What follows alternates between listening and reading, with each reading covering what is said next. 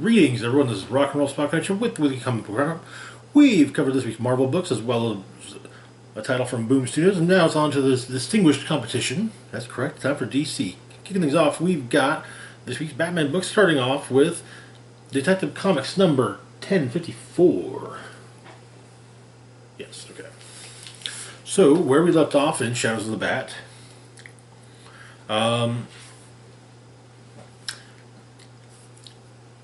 Batwoman, Oracle, Batgirl, and Batgirl were under fire from the Party Crashers, and Nightwing had discovered the truth behind Dr. Ocean, that he is in fact the Psycho Pirate. So they managed to take down the Party Crashers, and there's the big fundraiser where Nakano is supposed to announce that he is going to be funding Arkham Tower. And it's about the whole big shebang's about to start, and Dr. Ware is on the phone with the Penguin, who informs him he has an hour to pay his debts. Psycho Pirate's doing what he can to control Nightwing. Talk on the floors, however, that a lot of the nurses are actually considering looking for other work because, yeah, this place isn't, yeah. But Dr. Meridian goes to talk to Nero, who simply tells him that his hold is breaking.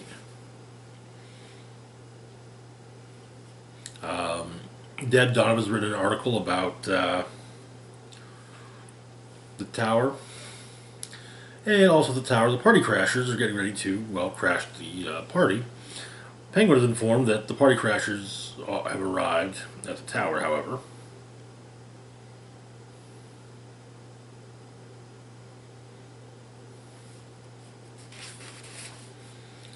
And at the big shindig at the tower, patients are actually being utilized as servers and whatnot.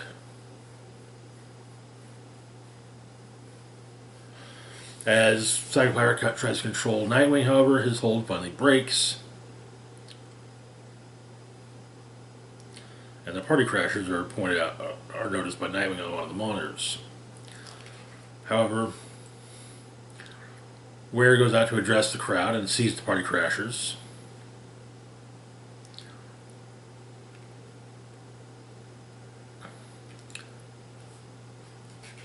But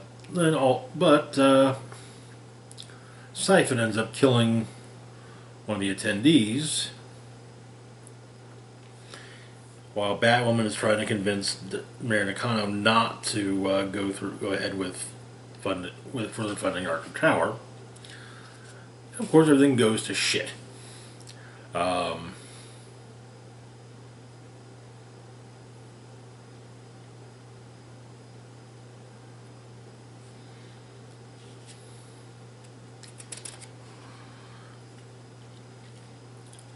But everyone at the shindig gets locked in when the security protocols are enacted.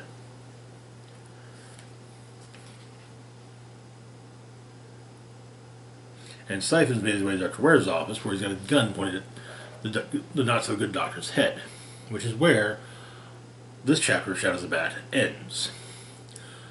Which brings us to our backup story, House of Gotham. So, where we last left off, during Bane's mass breakout of Arkham Asylum in the beginning of Nightfall, the boy managed to escape and made his way to his friend Elliot, whom he worked with under the Penguin.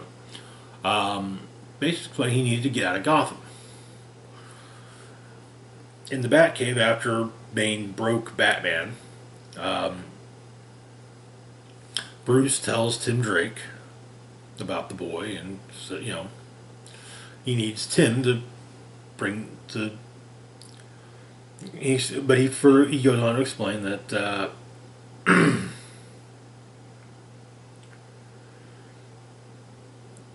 the boy's mistake, and he wants Tim to fix it.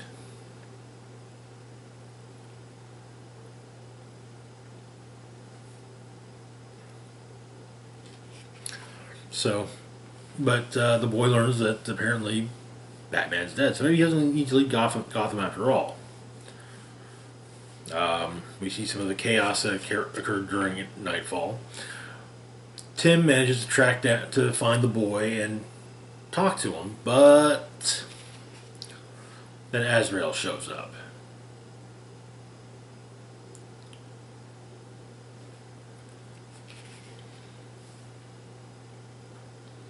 And injures the boy, causing him to fall from a bridge.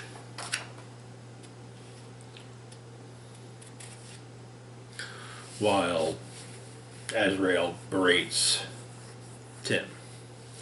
And that is where the issue ends. Both stories in Detective Currently are absolutely great. It'll be interesting to see how the rest of them both play out. But anyway, moving on to our next book, we've got Catwoman number 40. Where we left off, Catwoman had a thief by the name of Valmont had stolen the weapons belonging to Gotham's big mob bosses and delivered them to Catwoman. Catwoman had basically made it clear that, was laid out some ground rules, only to discover that the Black Mask was being brought back into the fold of the Gotham underworld. Two of the girls at the club they were at, that the mob bosses and Catwoman were at, helped Catwoman escape,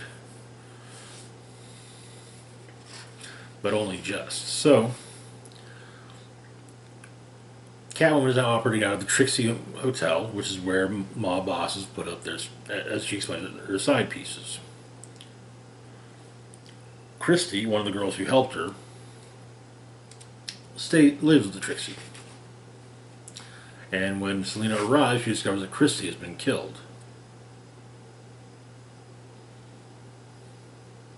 And so Catwoman begins by basically returning the weapons to all of the signature weapons to all of the mob bosses.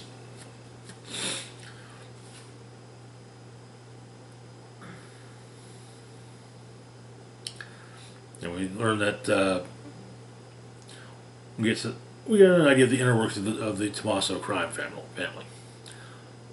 Don Federico Tommaso, his son Dario, underboss, and the consigliere, Noah Goddard, Dario's best friend. But Catwoman goes to talk with Dario. He's got the place booby-trapped. Gets some information, and she wants to send a message about the death of Christy. And she does just that, beating up on some of Black Mask's goons. Though Dario has stopped her, otherwise she'll be spending all night hiding the bodies. But we learn later that Dario has a secret. Or rather that, Dario has a secret. That secret is that he and Noah are not just childhood best friends, but they're also lovers. Though Catwoman has learned from the information delivered with the weapons that Don Tommaso wants to get rid of Dario and replace him with Noah.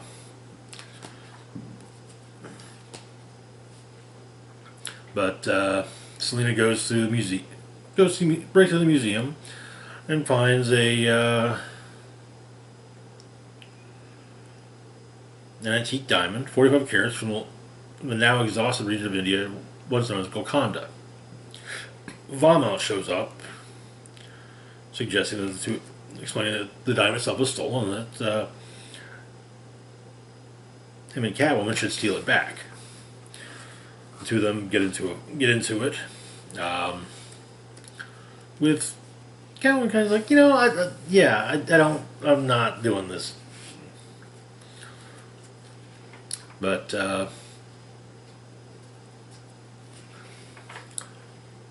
there's sounds, and well, Noah and some of Tommaso goons show up, which leads to Selena getting shot in the chest with a shotgun.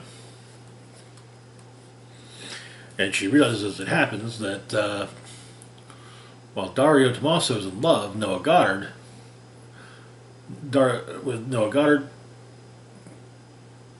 Noah Goddard, Tommaso is simply just a fling.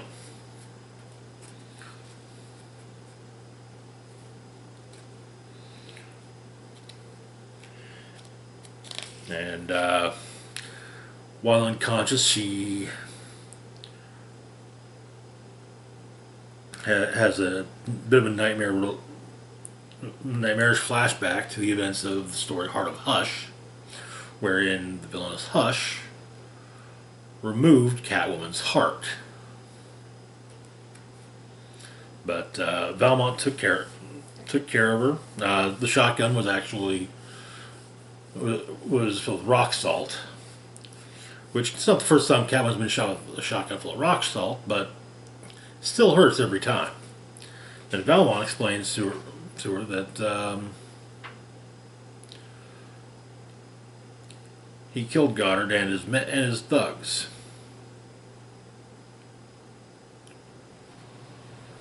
Saying it's the justice Christy so rightly deserves. And while Catwoman's first thought is that he isn't wrong, there's the fact that she now realizes she's alone with the killer. And that is where the issue ends. I'm enjoying this the T. Howard's run on Catwoman so far. We're on a couple of issues, I believe, but so far so good. Moving on to our next book, though, we've got Harley Quinn number 12. And no, the issue itself is not sideways, but this cover I felt was best displayed like so. Where we left off, Harley Quinn found herself in the middle of a math problem. You know, a train leaves at so many miles per hour from this city, blah blah blah. Yeah, one of those. Only the train's got a bomb on it. There's only one train, and there's a bomb on the bottom of it, and Kevin's inside the tracks. And Harley's handcuffed to the train itself. So we start off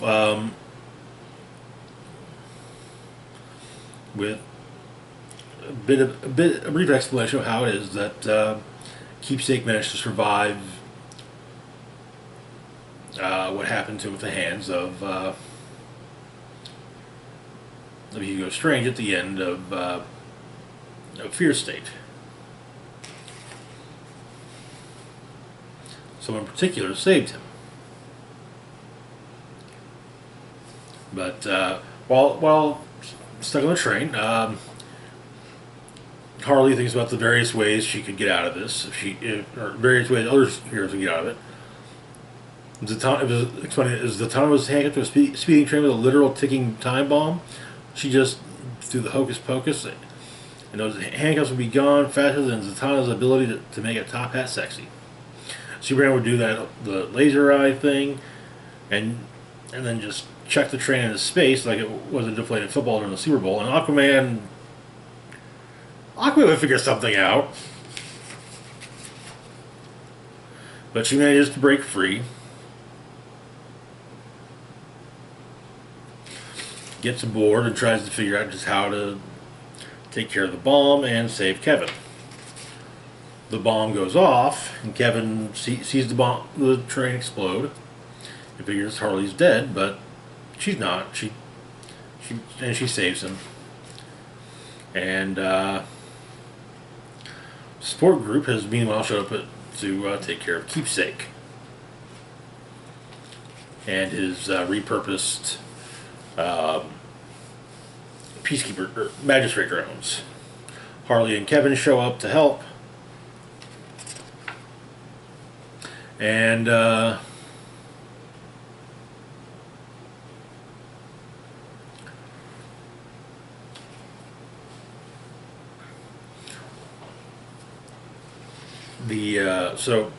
Keepsake's knockoff Bane, Blaine. Actual name is Anne. Has Keepsake cornered, but Harley points out that killing him won't reverse what he's done. And Anne's decision is that she won't kill him, but she's not going to save him either. And so the building burns down, and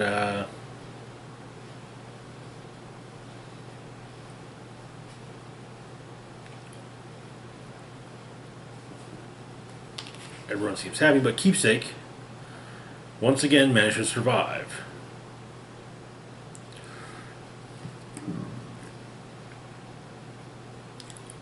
Tries to explain it's not his fault that he failed again.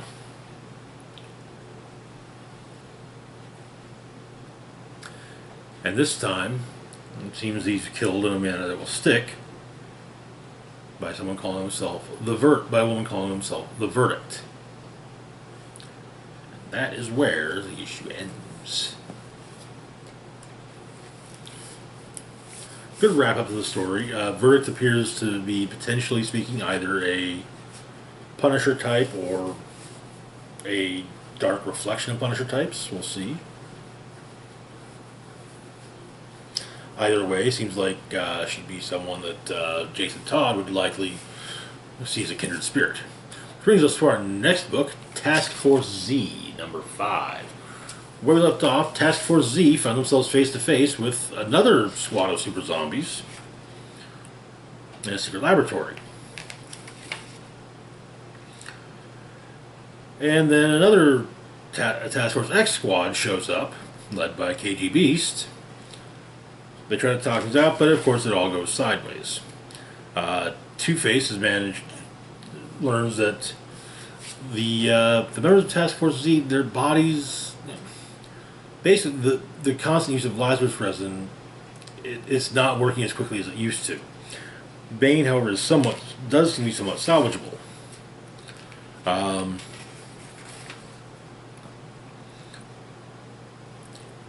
Mr. Bloom manages to save the head of the lab.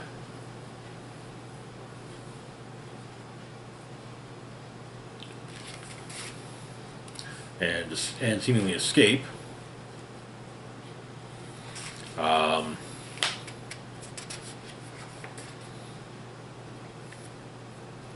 But Task Force Z appears to be pretty much all taken out.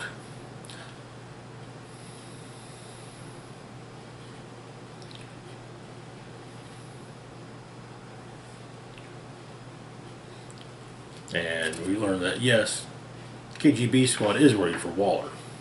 At the headquarters of Powers International, Mr. Bloom shows up to talk to Geraldine Powers, who runs Powers International, basically looking for a job. Continuing the work that he was initially working on. And he's even brought someone who could help replicate the work, or at least the head of someone who could. Man-Bat. Elsewhere, KGB gets in touch with Waller, who has a talk with Jason and the Deadshot zombie.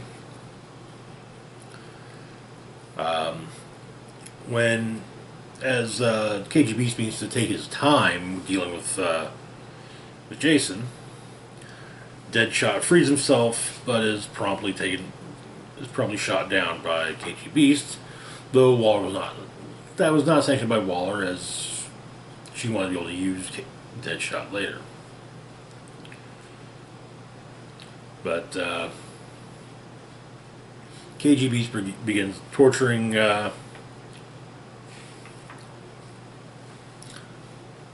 Jason when Two-Face, Mr. Freeze, and Bane show up. And that is where the issue ends. I am enjoying Task Force Z. Definitely we get a little nod to coming events for the Suicide Squad, namely the fact that Amanda Waller plans to try and take over Earth 3. So, yeah. Our last book moving on to our last book for the moment, we've got Batman vs. Bigby, A Wolf in Gotham, number 6.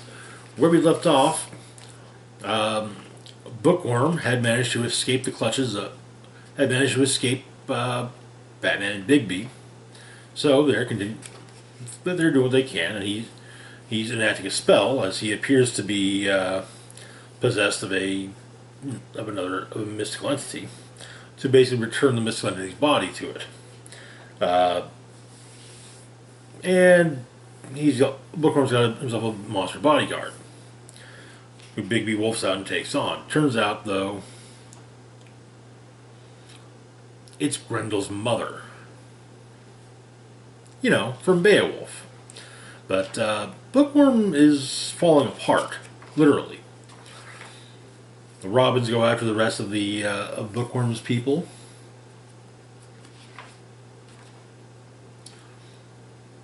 And Batman deploys a poison gas, which turns the tide up for him and Bigby. The building blows up.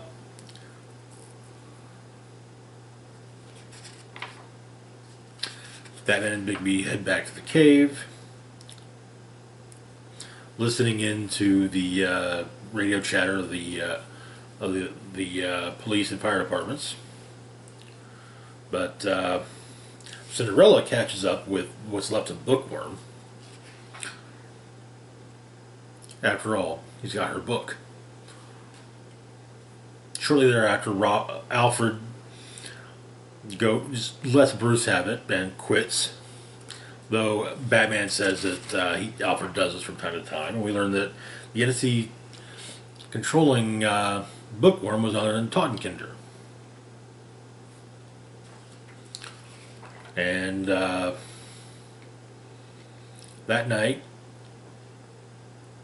Batman bids farewell to Bigby, Cinderella, and Tottenkinder.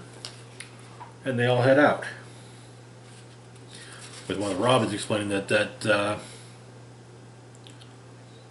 was too weird to comprehend.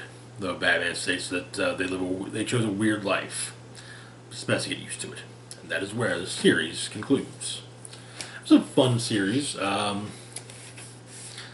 never feel like it fully found its groove, but it was still enjoyable. I hate the Fables characters guest starring in an offshoot of the DC proper universe feels off to me. But I think maybe it may have been intended to feel off, like the characters just don't belong. So whatever. Anyway, that's gonna do it for now. As always, feel free to like, share, and subscribe. Links to my Facebook, Twitter, Patreon, and PayPal can be found in the description box down below. This is Rock and Roll Spock signing off, saying live long and rock hard.